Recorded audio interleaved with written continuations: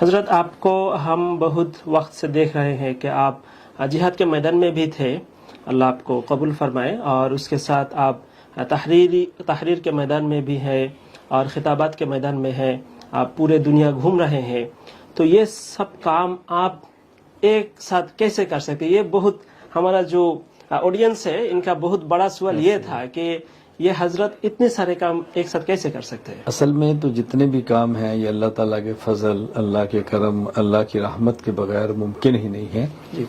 اور باقی بظاہر جو درجہ اسباب میں نظر آتا ہے وہ یہ کہ جو میرے پاس اسباب ہیں، جو میرے اندر صلاحیت ہے یا جتنی طاقت توانائی اللہ نے مجھے دی ہے، میں نے وہ ساری کی ساری اس کام پہ لگا دی ہے۔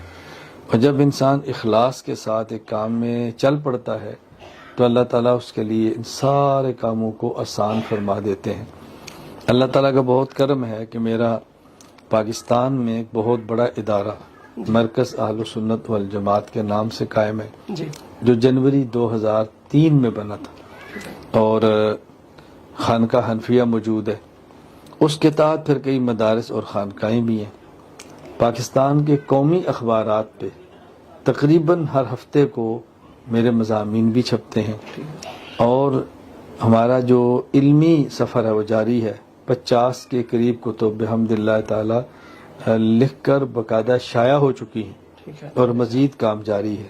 تو 12 جو بات آپ نے فرمائی ہے یہ اللہ کے فضل اور اللہ کے کرم کے بغیر ممکن نہیں ہے، اور اللہ کا شکر ہے کہ الحمدللہ دین کے ہر شعبے میں اللہ تعالیٰ ہم سے کام لے رہے ہیں۔ بس دعا کریں کہ اللہ تعالیٰ قبول فرمائے۔